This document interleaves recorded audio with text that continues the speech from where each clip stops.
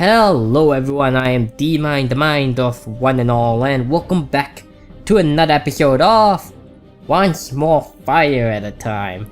And in the last episode, Drake ran away, and now we're searching for Drake and we found him. And Janice is being mockingly as usual. Wait, but why are 5 men ganging up on the boy? One of the men has a grip on Drake's left arm and is trying to pull him. Let's go, kid. No more running away. You're coming with us. Why? Why are these guys pulling the kid for? Maybe they wanna... Maybe he's causing a ruckus and then they are like, alright, we're taking you to the station or something. I don't think so. No. Drake's trembling body is drenched in sweat. His eyes are also wet, but I'm pretty sure it's not from sweat. Hey, don't cry. Let's go. Yeah, they don't seem like... I bet you this is a misunderstanding. Like, the boy was probably sitting in a corner crying, and then these guys were like, hey, let's help find his parents or something, or, you know. The man pulls Drake's arm again, but he still refuses to move. Blah.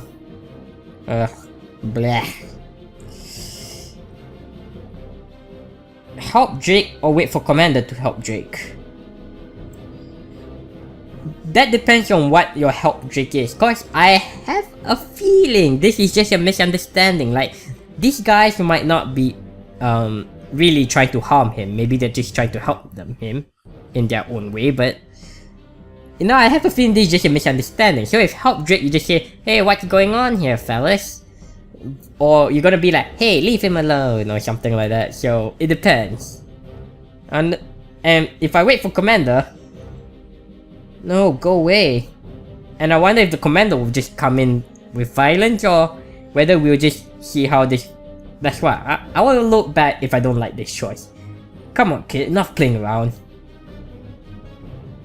Commander rushes to Drake's aid. Let him go. Alright. So that's how Drake would handle the situation. How would I have handled the situation? Cause I wanted to help Drake, but I just... Oh, so if I help Drake, I get the plus, and if I don't get the plus. Okay, that's enough. Stop it. Janice, no, let me hand. I rush to Drake's aid. Let him go. Janice, stop. I hear Commander stuttering and glance back to see his lips quiver, but I quickly shift my attention back to Drake. Get your hands off him. He said he didn't want to go with you. Huh? No, I was just... Wait, do you know this boy? Are you his friend? I knew it! These guys is just a misunderstanding. It's like, hey kid, come, let me help you find your parents. You're like, no, and it's like, stop picking on him. I knew it. Yes. No. Huh? I'm taking him with me. Go away. Hey, don't tell me what to do, little girl. Janice, stop. Don't. Ugh. Commander presses a hand to his head and grits his teeth. Commander? Probably a dark past, like he had a partner who went ahead of him and then died. And then he's like, no. Flashback. Trauma. Janice, they're back. Commander's breathing is ragged. He looks as nervous as Drake. Did he somehow catch Drake's social phobia? Are those even contagious? Don't... Ash. Commander grimaces as if in pain, even though all he's done is look at me and man. Commander, are you okay? Hey, what's wrong with... police. Officer. You're a police officer, right? Perfect. Huh? I think this boy is lost, but we can't get him to talk to us. We were worried, so we were going to take him to the police station, but he wouldn't let us. I knew it. I called it. Officer? Commander takes a few deep breaths until his breathing is back to normal. Yes, thank you for keeping the boy safe. You can leave the rest to me. Oh, alright then. The man turns to Drake. See you, kid. Stay safe. I knew it. The men leave us, but they use the same sprite for Libertad. I wonder if... Or maybe they're just so lazy to draw a purpose and they just use that same sprite. Cause that's the sprite they use for the Libertad Tux. The Libertad Tux. That's just a random sprite. But they used it again, so... I was like, oh no, it's Libertad, but... It's not? Or maybe it is. The men leave us. Drake, are you alright? Well, he looks fine. What about you, Commander? What happened just now? Nothing. Don't worry about me. Okay. I look at Drake, who's still not talking. He doesn't look nearly as bad as he did a couple minutes ago, but his body's still shaking. Well, going back to Eclipse, let's go. No, just leave me alone. Let him catch his breath first, Janice. As much as I'd like to knock some sense into Drake, I decide to do as Commander says. Drake, we need to take you back to the madhouse, okay? Mr. and Mrs. Sherwood are waiting for you. Drake's answer comes in almost a whisper. I don't want to go back. He won't even look at Commander in the eye. Then where do you want to go? Your friends are also waiting for you. Don't you want to see your friends? They are not my friends. Drake's voice is weak. He continues to avert his eyes and stoop his head even further. They were just your underlings, your lackeys, right?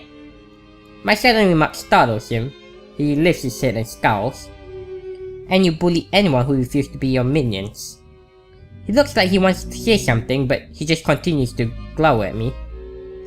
Let me guess, you were too scared to talk to them otherwise. To overcome your fear of social interaction, you decided that you had to be the one who was feared instead, because if people fear you, you don't have to fear them, is that it? That's not what? Not true? Heh, can't deny it, can you? Of course you can. You know it's true. And since you were beaten by a girl, you want to leave the madhouse because you're afraid the other kids won't fear you anymore. You don't understand, you don't know what it's like to have my phobia. Drake raises his voice. So what? I was a bully. Isn't that how it's always been? The kids at school did the same thing to me before I left that Eclipse. They mocked me, they laughed at me, they bullied me. Just because I had a disease that couldn't be cured by magic. They called me a freak, they hid my mana potions, they beat me up. It was bad enough to be unable to say what you wanted to always feel out of place, wherever you were, to always be that one odd kid with no friends. But I also had to deal with the humiliation, the intimidation, the hatred. You don't know what I had to go through just because I was a little different. Or because I was insane. Pathetic. You don't understand. How pathetic. You don't have my phobia. How very pathetic. You don't know how it feels. But I know how pathetic you are. Don't call me pathetic just because I can't talk to people. Oh no, that's not what I'm talking about. Huh? It's fine to struggle with your lunacy. I know you can't help it. I know you can't just force yourself to do what others do. What's easy for others might not be so easy for you, and that's fine. I know that feeling. No, that's not right. I don't know exactly how you feel because everyone's experiences are different, but look at me. People always make casting magic look like a walk in the park, but I could never do it no matter what I tried. I sort of understand what you're saying. Your madness doesn't make you pathetic. What's pathetic is you trying to inflict your pain on other people despite knowing how painful it's been for you. Drake is no longer trembling, but his eyes are getting moist again. I don't think it's from anxiety this time though. Let's go. I walk behind Drake and pull on his shirt collar. He falls on his butt. Are you really gonna drag him like that all the way to the madhouse? Ouch! Drake flares as I start dragging him. Ouch, you're hurting me. What are you doing? I'm not going back. Janice, stop it. I let go. Drake stands up while rubbing his behind. Damn it, that hurt. Commander is playing his good cop role too well. I should have just told him to be a bad cop. Having two bad cops would make this so much easier. Drake, let's go back to your friends at the madhouse. Drake quiets down just as before he looks away from Commander. Don't you want to play with your friends again? Heh, you probably just want to bully them, don't you? Shut up, it's not like I'm like being a bully. I understand, I'm sure your friends will also understand. And the aliens and nurses at Eclipse will protect you. You don't have to be afraid. Yeah, what are you afraid of anyway?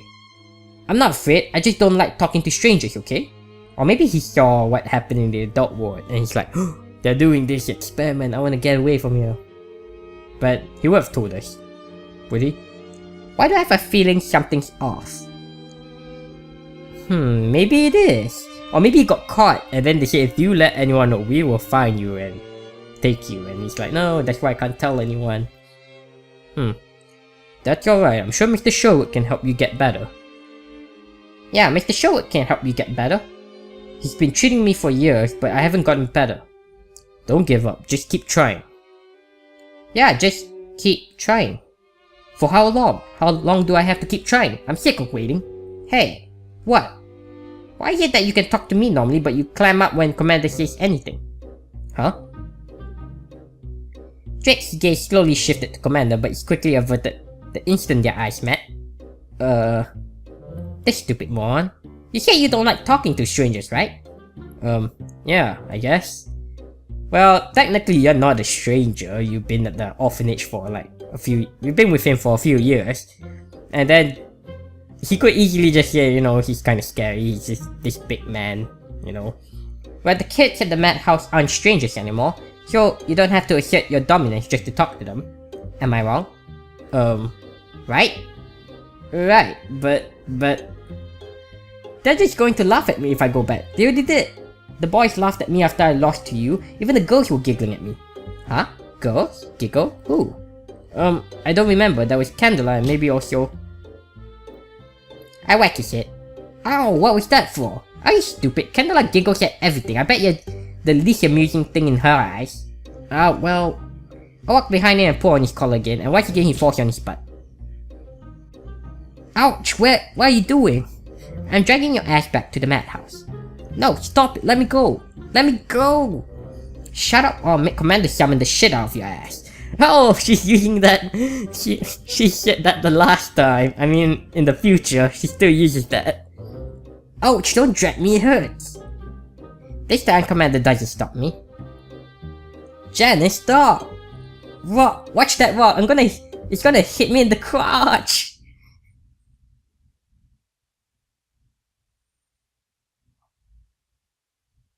Accidents of statistics. What's that even mean? Drake! Thank the gods, are you alright? No, I'm definitely not alright, says Drake half sobbing while gingerly stroking his butt. I only dragged him until we were out of the alley. If only my arms hadn't gotten tired, but apparently still in pain. I wonder though, which was hurt more, his butt or his pride? Stand still, I'll cast heal on you. Commander also offered to heal Drake on our way home, but I stopped him. It was just a little pain. Let the boy suffer. I mean, let him man up a bit. But I guess this time I'll let Mr. Sherwood heal him. Mr. Sherwood's hand glows white as he casts the spell. Are you alright now? Drake stays silent. He leads us and totters towards the house. Drake? Don't worry, he's fine. I'll look after him. He probably just needs something to eat and a good night's rest. Mrs. Sherwood follows Drake into the house. Well, at least he's back. It's good to see you back and safe and sound as well, Janice. Mr. Sherwood turns to Commander. Thank you very much for protecting her, Commander. It was my pleasure, sir. Oh, Wolf, you're back. Good job finding the boy. Janice deserves all the credit. Is that so? Ho ho ho. I didn't think the Janice was so resourceful. Well, it's nearly sundown. Shall we go home for now and come back tomorrow? Surely you're tired after looking for the boy. Honestly, I'm not that tired, but I'm sure Joff would agree with holding the meeting off until tomorrow. Yes, and I'm sure Colton will also. What's wrong? Did someone just scream? It wasn't Drake, was it? Scream? You didn't hear it? No. Huh. Did anyone else? No, I didn't. I didn't hear anything either. Oh, how strange. Maybe it was just my imagination. They wouldn't put this if it was just your imagination. But then why no one else heard the scream? Mr. Sherwood, we still have vacant rooms, right? Yes, why? Isn't that nice, Poe? Mr. Sherwood can get you treated right away. Hey, what do you mean by that? Haha, that wasn't nice, Janice. Well, some of our inmates like to yell and scream, so it's possible somebody did scream. I see. Speaking of vacant rooms, since it's already so late, why don't you gentlemen spend the night here? Of course, that's only if you don't mind staying with some lunatics. I wouldn't mind at all, but I don't want to impose on your hospitality. Not at all, Commander. It's the least I could do after what you did for us. Very well. I gratefully accept your offer. Thank you, Commander. And you, Professor? I appreciate the offer, but I will have to pass. My wife and kids are waiting at home.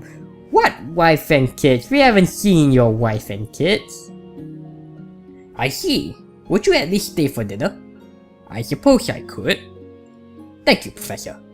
And Lord Godwin, do you think he will object? Oh, sure.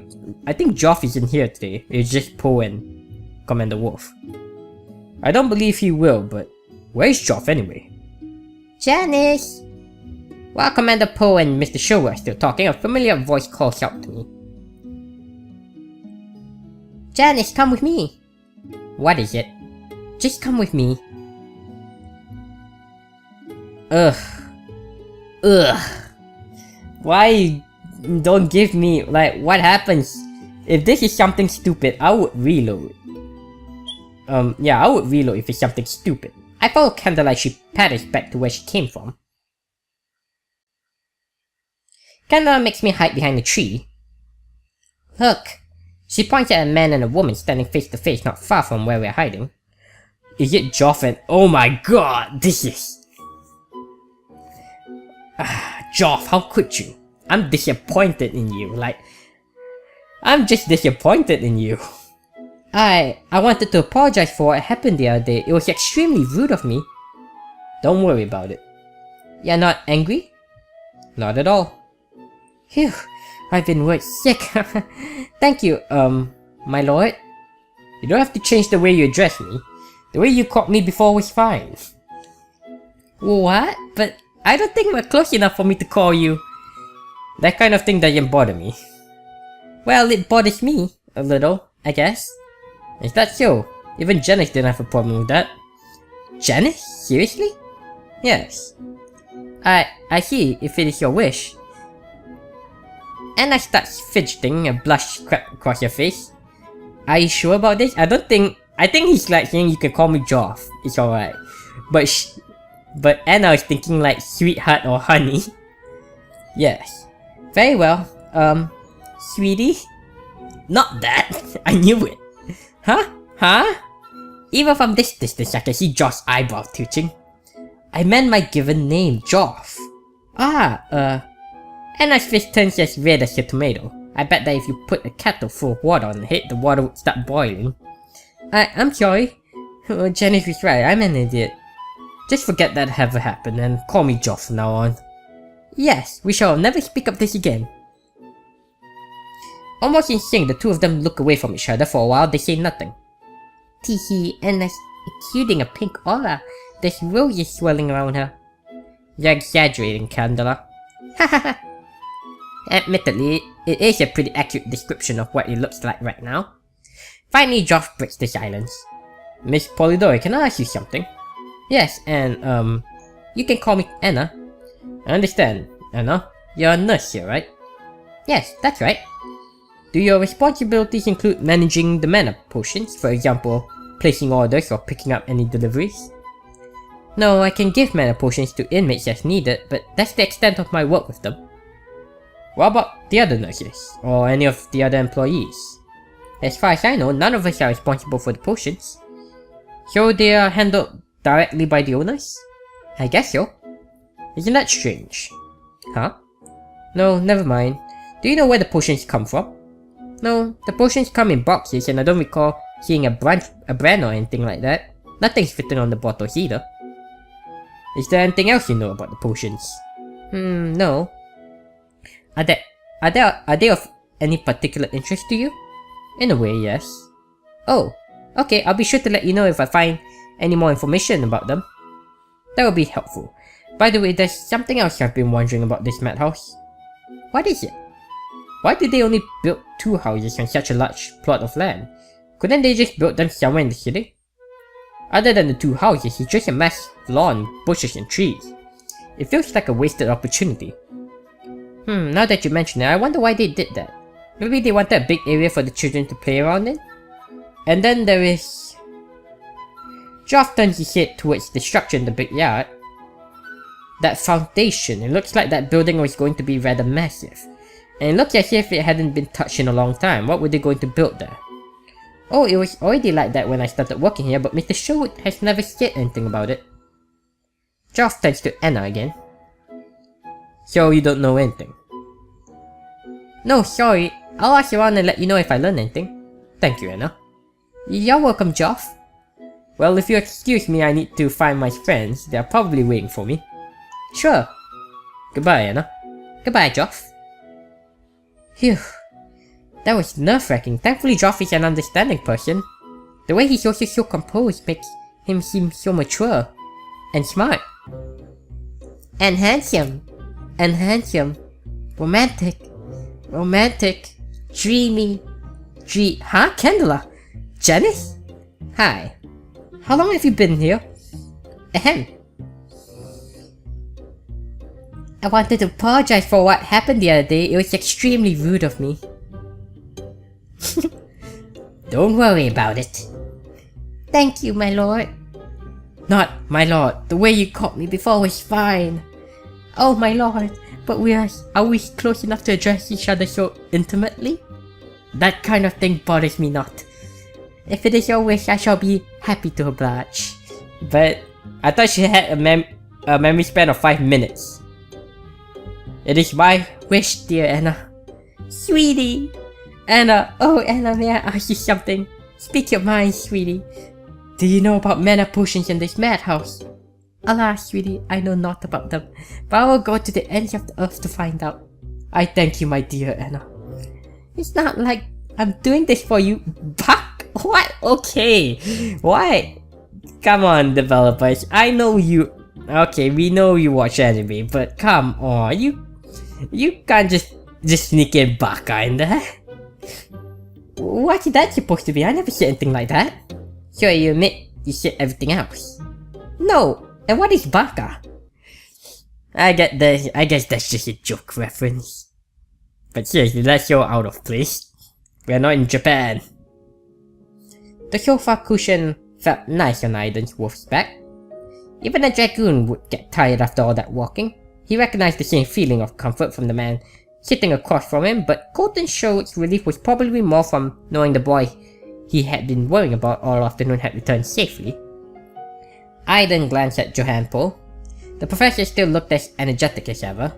At sundown, Sherwood had invited Aiden and Johann inside. They now sat around a small coffee table in the living room. For a while, they just savored the silence. Sherwood's behavior today was puzzling. Aiden had been investigating clips on this. Oh wait, I'm not Janice anymore. Aiden had been investigating clips on the assumption that it was just a front for Sherwood's illegal dealings.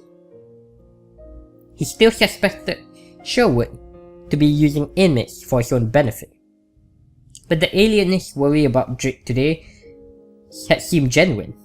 A little excessive in fact. Maybe it was just an act, but oh well. On the other hand, Aiden remembered Oriel Sherwood had been able to maintain her composure and seemed less worried about Drake's disappearance. Her reaction wasn't incriminating in any way, but something about it bothered Aiden. If only one side of the Sherwood couple was behind the illegal business, Aiden might have to consider a scenario in which the wife was the mastermind while the husband was kept in the dark. Or the other way around. Aiden's thoughts were interrupted by a scream that sounded distant, muffled, but still very, very clear. He pricked his ears. The barely audible scream continued. Was it Drake? No, Aiden guessed the voice belonged to somebody even younger. Wait, hadn't Johann mentioned a scream earlier? Aiden looked at the professor and indeed, it was clear that he had heard the same thing. This time Aiden spoke up. What's that? Is someone screaming? Ah, you heard it too. Don't worry, Colton Sherwood assured them. It's one of the boys. He regularly uses the seclusion room. The seclusion room? Yes, we have a small room at the back of the building where anyone can go in and yell as loud as they want. We tried to make it soundproof, but as you can tell, it's an arduous task. That's an interesting room. The screaming stopped. After a minute of silence, they could hear the weak sound of a door opening and closing followed by fading footsteps. Professor, Sherwood broke the silence. Is there someone you hate so much that all you want to do is kill them? Well, that's Johan looked taken aback by the question, yeah. No, and I hope I never will. What about you, Commander? Someone I don't wanted to kill? Well, there was one such person, but he is no longer alive. No, sir, he answered simply. That boy hates himself so much that he wants to kill himself. Sherwood stared at an empty spot on the wall. Already tried once. Neither either nor Johan said anything in response, so the alienist continued. He used the levitation spell to fly as high as he could, reaching the height of a 5-story building before letting go of the spell. For whatever reason, he did recast the spell at the last second. It didn't completely stop his fall, but it slowed him down enough to not kill him instantly. A doctor managed to cast revive on him in time. The doctor sent him here right away. He was lucky he didn't die, Ivan said. Sherwood flashed a bitter smile. I wonder if he would agree with you. He doesn't want to die anymore. Oh wait, that's Ivan. See, that's why I don't know who's talking. He doesn't want to die anymore, does he? Who knows?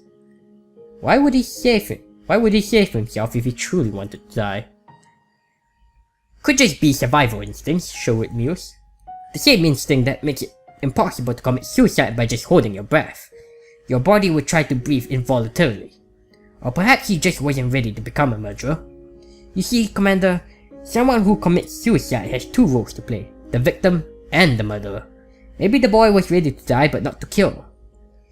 Even though his first attempt ended in failure, he may still be suicidal. He may want to try again. In most madhouses, this boy would never be given a mana potion. He's a danger to himself. You still give him mana potions then? The professor inquired. Should I take away his magic? Well, if it's for his own good. Is it though? I understand why some madhouses choose to take away magic from the inmates. But I have an inmate who can't use magic at all. How could I force the very same madness onto another inmate? Johan muttered. I've always been curious about her madness. Magic deficiency disorder. It's a rare condition. It's rather unfair that she has to live in a madhouse just because she can't use magic. I mean, aside from that, Janice thinks and behaves like a normal person, does she not? For the most part. Not being able to use magic is just because. It's not just because, Professor. Oh wait, see, I don't know who's speaking. Not being able to use magic is not just because, Professor. Janice lives here because society needs her to be here. Think about it. Society is made up of people who interact with each other and work together. Since this group of mostly strangers happens to be made up of magicians, the way they function together is centered around the thing they can easily work with. Magic. It just makes sense. It's practical. It's the best way given the circumstances for people to move forward together. So in order to function in, contribute to, and benefit from society, people need magic. Those who can't use magic are an inconvenience to everyone, not just themselves. It is in the best interest of society, therefore, to put those who can't cast magic into madhouses. Maybe it's unfair, but it's the way society was designed. Ultimately, it's working as intended. And this is true of all kinds of lunacy. People with constant mood swings are difficult to work with. People with hallucination make trouble for everyone. Those with suicidal thoughts are worrying. Society sends all of these people away to madhouses. That makes sense, Johan agreed. Does it though? Sherwood asked rhetorically as if to contradict himself. Let's go back to magic and think for a moment. Oh my god. More of this. Is it impossible to make society work without magic? Would people start killing each other if magic didn't exist?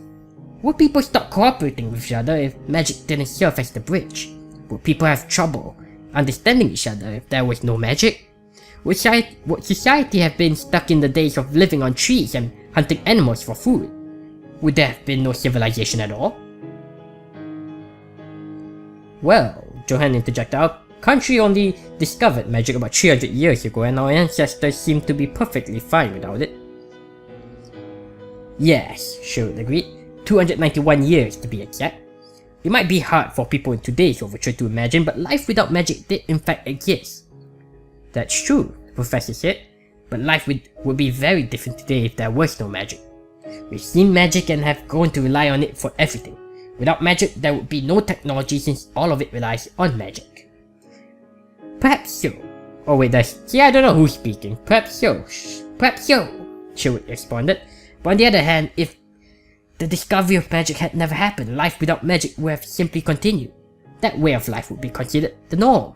We would never even know that we were missing anything. Perhaps we might have discovered a different sort of technology, who knows? Johan nodded. That's an interesting way to put it, but what are you getting at? What I'm trying to say, Professor, is that what we now consider normal, the ability to use magic, and abnormal, the inability to use magic, was decided by a single event that happened by chance nearly 3 centuries ago. An accident. Interesting, Aiden said. In other words, if Overture hadn't discovered magic 300 years ago, Janice wouldn't be considered mad at all. She'd be just like any other person. Yes, and we could say the same thing about any other lunacy. Take Drake for instance. He has social anxiety that makes him nervous. And around people, more exposition. What about the complete opposite? What if there was a condition that made someone nervous when they weren't around people? Like introverts and extroverts? Johan asked. Not exactly, but pretty close. If we think of Jake's social phobia as an extreme version of introversion, surely we can imagine a similar extreme version of extroversion on the opposite end of that spectrum. Some people are just comfortable with talking, some people are equally comfortable with not talking. Both are equally insane in a way, but only the former are sent to madhouses, whereas only the extreme cases of the latter would warrant an admission to one. Why the difference in treatment? Because talkative people are valuable to society? Just like the case with magic, society was designed around communication between people. And that's simply because, again, just as the case with magic, there are many more talkative people than socially anxious people. Society functions were naturally formed with the majority in mind. Even people who are so overly talkative to the point of being annoying, therefore, are generally tolerated because they can still function in society. Sometimes their hyper-talkativity actually enables them to function so well that it is celebrated as talent. In contrast, even mild social anxiety can negatively affect one's ability to function in society, unless they adapt and force themselves to be more sociable. I get it. You're beating it over again. I get it. And that's why the two cases are treated similarly. Are you saying that people like Drake are discriminated against? Aiden asked. No, Sherwood said. It's not discrimination, it's similar to how society handles magic and non-magic users. It's what's practical, it's what benefits the greatest number of people, so that's what naturally happens. But do you know what that means? It means the difference between what's sane and what's insane is decided by one thing: statistics.